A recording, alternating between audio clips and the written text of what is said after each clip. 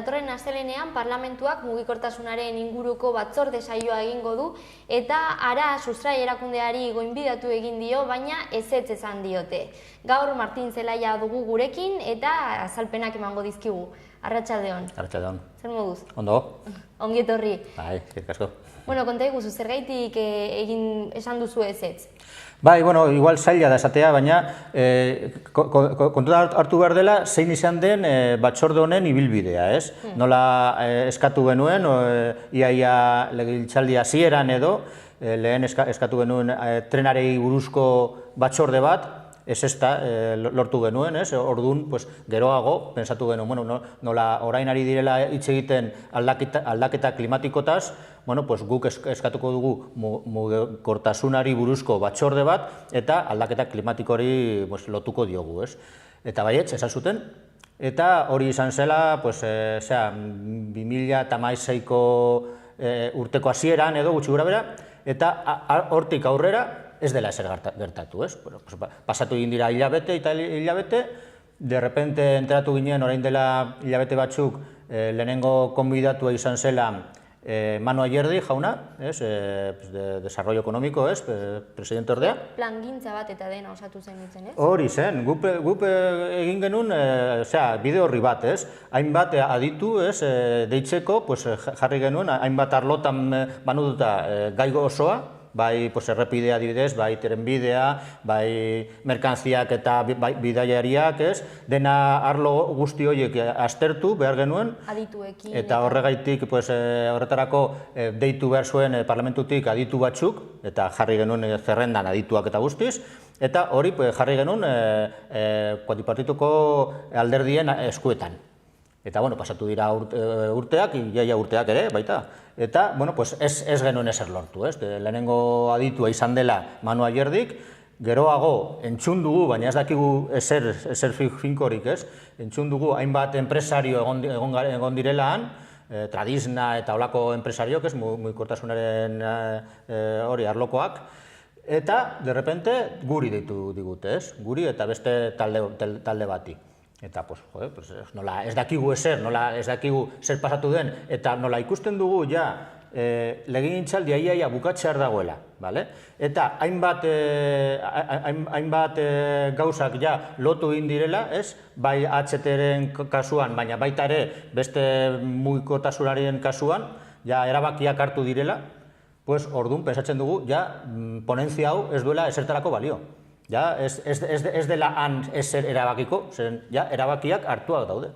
Eta horregatik pensatu dugu, ez jutea, zeren ara jute baldin bagara, bakarrik denbora galduko dugula, besterik ez. Erabakiak eta ere zenbait aurrats eman dituzte, ez, ere? Hori da, hartu dira hainbat erabakiak, adibidez HT-ren kasuan, esan dutela nola eta nolakoa izango dela hemengo trenbidea, bai Iruñerri aldean, baina baita ere Herriberan, zonalderdikoa eta Sakanaldean, hainbat erabakiak hartu dira han, eta nundik pasatzeko eta dena hori, eta baita ere hasi direla ja lanak egiteko garaian gaudela, ez? Oraindik ez dira sartu makinak lekuetan, baina edozein momentutan sartu daitezke Herriberri aldean, Olite aldean, eta zonaldo erdian, Tafaia eta Peralta aldean. Orduan, karo, hori zer esan nahi duela, hori ja erabakiak hartua daudela. Gu pensatzen genuen, ponentzia hauetan lehen aztertu behar ziren gai guztiak, ez bakarrik ferrokarrila, baizik eta beste arlotan, baina baita ere ferrokarrilan, guretzako importantena zela, ez? Eta aztertu ondoren, eta handik ondorioak hartu ondoren, politika jarri martxan. Eta gu pensatzen genuen, legegintzaldi, lehenengo partea, erdia edo han aztertu gauzak, eta gero bukaeran, politika jarri martxan eta egin erabakiak. Eta hemen gauza kontrakoa egin dela. Lehen hartu dute erabakiak eta orain ari dira, eztabaidatuko dugula parlamentuan. Zertarako, ez dauka zentzurik, eztabaida hori ematea. Hori zen gauza. Eraginak aztertu behar direlako aurretik, ez? Eragin asko daude arlo ezberdinetan. Hori da, asko eraginak handiak dira.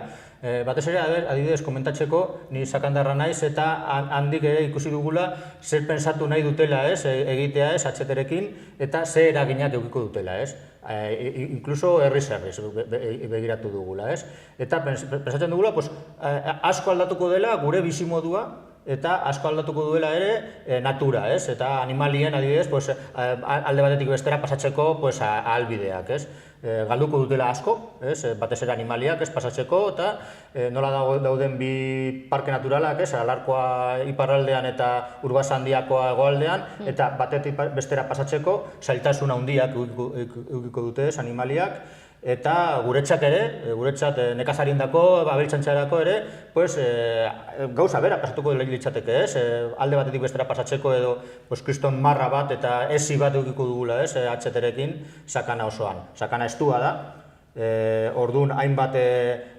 azpiegitura jarri dutela ja badaude autobia, badaude oraingo trenbidea, errepide batzuk, linea elektrika, eta orain HT-a jarri nahi dutela. Orduan, ez dela ezer gehiago kabitzen, Pentsatzen dugu, trenbide hori berri gabe pasatu gaitezke ere, oraingo trenbide daukaguna erraz, ondoko beste bide bat jarrita, orduan bi trenbide edukiko genuke, eta honekin, segurazki, momentuz nahiko izango litzateke. Etorkizunean, eta esaten nahi naiz etorkizun luzaroan, igual beste berri bat egin beharko luke edo baina oraindik ez dakigu. Oraindik, seguro, beste trenbide bat jarrita nahikoa izango litzateke. Eta guretzat hori, posiblea da, askoz merkeago, eta, hortaz ez dutela ezer esaten. Adibidez, orain aztertu dela sakanako zatiaren proiektuak, eta, han ikusi dugula, oraingo trenbidearen hobetzearen posibilitatea ez dela batere aztertu. Eta gu pensatzen dugu, hori aztertu behar dela, hori importantea da aztertzea, eta hori esango genuke ponentziari ere. Baina, ikusten dugula nola erabaki hartuta dagoela, ponentziara jutea ez dela bideragarria, ez dela esertarako balio. Gainera beraiek, hori 2016an hartu zuten konpromesua 80% murrizteko ingurumenari egiten altzaion kaltea, ez? Bai. Hori zen, Paris kumbre horren ondoren, edo igual lehenago, baina inguru horretan, Nafar gobernua erabaki hori hartu zuen, zorioneko erabakia da hori, bai, noski, behar dugu, nola gure kutsadura nola gutxitu edo, zeo zer jarri behar dugula hori, ikusten dugula, bai, erabakia hartuta dagoela, baina ez dela jarri, nola lortzeko erabaki hori. Zer bide horri jarriko duela gobernuak. Hori ez dugula, ez dakigula zein den. Pentsatzen dugu, hori lortzeko, transportea mugikortasuna aldatu behar dela. Orain mugikortasuna gehiena juten da errepidetik. Eta adibidez, merkantziak trenbidetik, dira Nafarroan 100 edo batakakotz gutxi, bale? Orduan, hori aldatu behar dela. Merkantzia guztiak jun behar direla, edo iaia guztiak edo askoz jun behar direla trenbidera. Hori nola lortzen da? Horretarako, bai, trenbide on bat eduki behar dugu. Eta, segurazki trenbide bikoitza, trenak gurutzatzeko eta. Baina, horretarako, egin nahi duten trenbidea, HT-a, ez dela balio.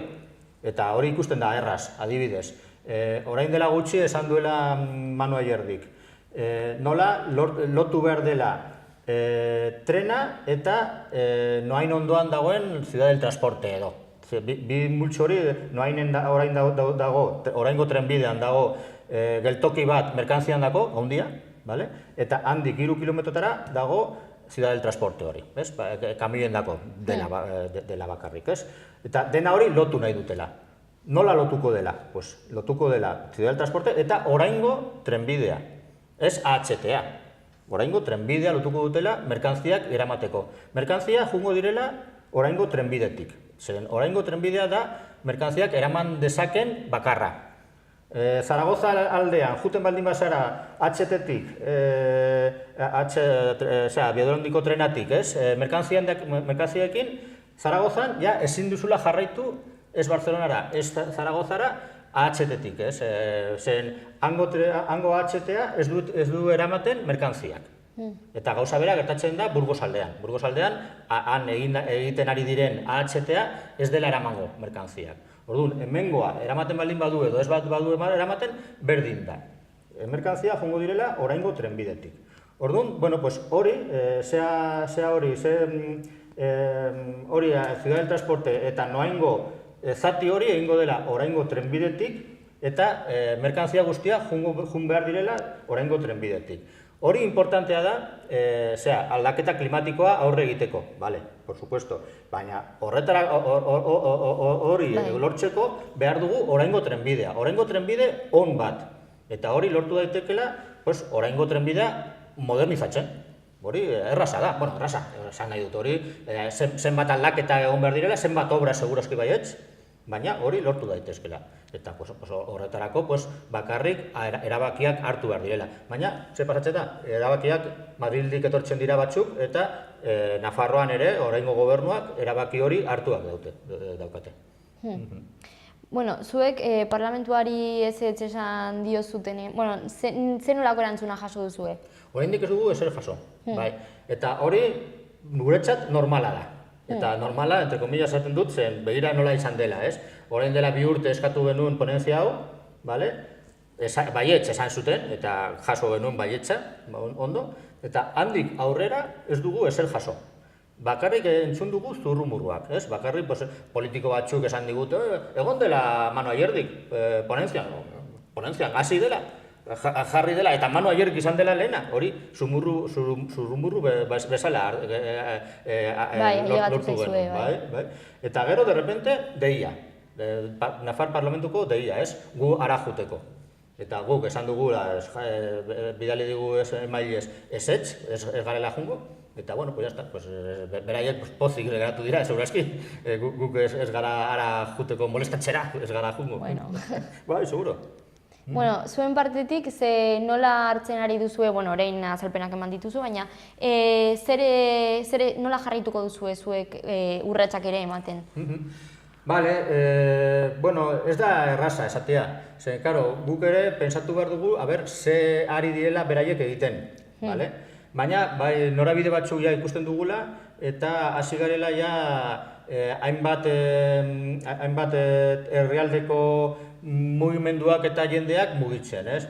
Batez ere zonalde median, zonalde erdian, eta faialdean, eta hemengo jendea, Iruñerrikoak, eta baita sakanakoak, ez?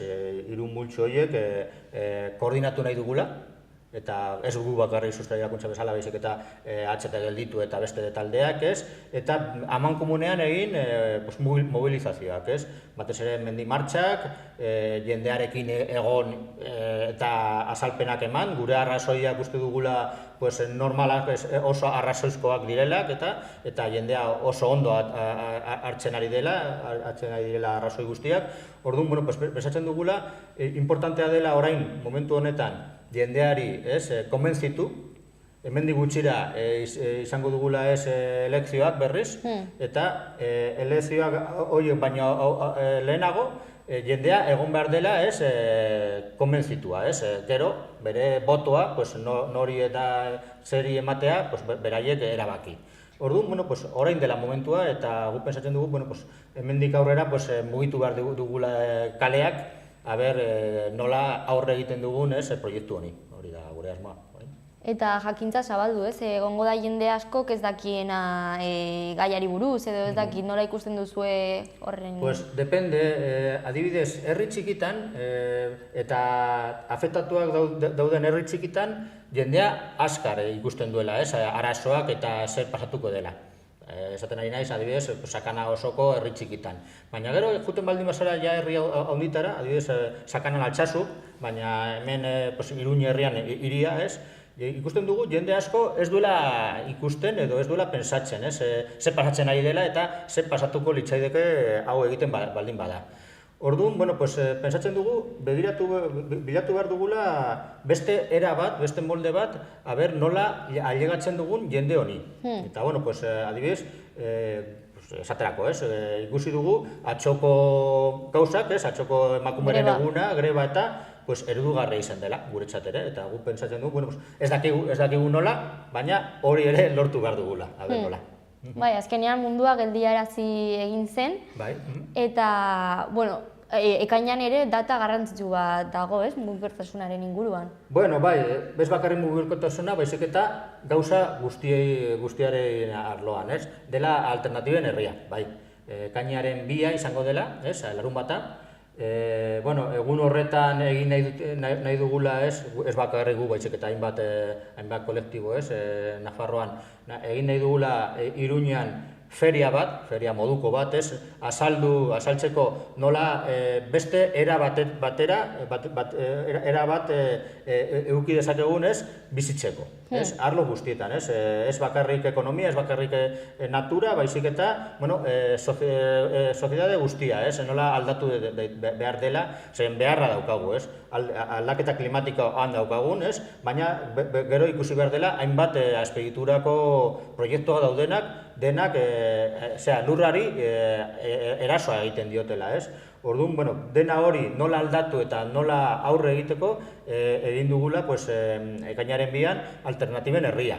Eta alternatiben herria izango dela hainbat arlotan, hainbat auzoak deitu dugula, zeren herri bat izango dela hiri osoa, ez? Eta hainbat auzotan banatu dugula hainbat gai, ez? Bai ekologia, bai natura, baina baita ere herriak, ez?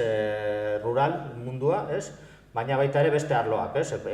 Sozioekonomia, bai kultura eta euskera, bai politiko eta guk erabakiak hartzeko gaitasuna edo, eta guzti dena hori aztertuko dugula egun horretan. Izango direla hainbat hitzaldi, egongo direla ere kaletan hainbat postu eta hainbat stand, tailer batzuk, eta holako gauzak egingo dugula ekainaren 2an. Iruñean. Iruñeko batez ere alde zaharrean, segurazki, baina oraindik kokapena ez dagoela guztiz zehaztuta. Bueno, jakingo dugu, ez? Bai, claro, por supuesto. Bai, segurazki urrengo bilera handia edukiko dugula urrengo astean, urrengo asteko ostegunean, Katakraken, arratsaldeko 6etan, eta handik aurrera hasiko dela, alternatiban herritik zabalpen fase bat, eta egongo garela hainbat medioetan, igual hemen ere, Euskal Herria Irratian edo hainbat periodikotan, eta azalpenak ematen eta komentatzen nolakoak izango direla auzo bakoitzako egitaragoak. Eta hurrengo asteko Katakraken bilera irekia izango alda? Por supuesto, bai, bilera guztiak dira irekiak, hau izango dela asamblada generala, eta ara konbidatzen dugu denondetako, juteko, bai.